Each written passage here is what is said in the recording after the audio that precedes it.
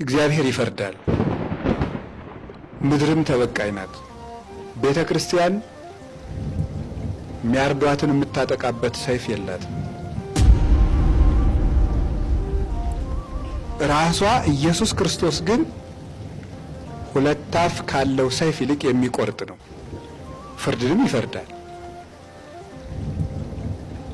ጠላቶቹንም ይበቀላል። ይህ በብሉይ ኪዳን ብቻ የተደረገ አይደለም። በሐዲስ ኪዳን ቤተ ክርስቲያንን የገፉት ሁሉ ማይረባ ሞት ነው የሞቱት። ሄሮድስ ተልቶ ሸቶ ነው የሞተው።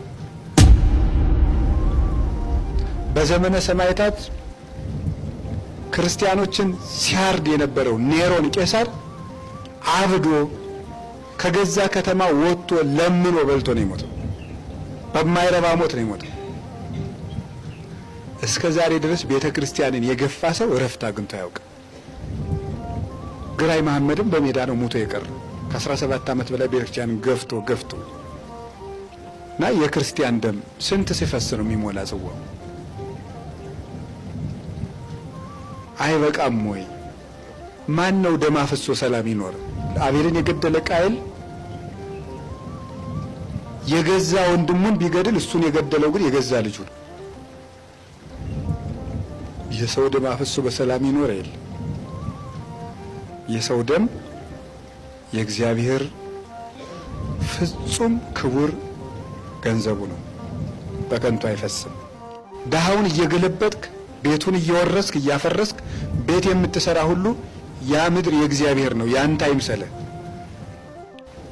ሰውን በመልኩ በዘሩ በተወለደበት ቋንቋው አፉን በፈታበት በሚናገረው ቋንቋ የምታሰድድ የምትገድል ያ አንተ ቁመህ ወንድምህን የምትገልበት ምድር ያንተ ቋንቋ አይደለም፣ የእግዚአብሔር ነው። ምድር የእግዚአብሔር ናት። ሕፃኑ ከእናቱ ፊት እያለቀሰ እናቱን የሚያርዱ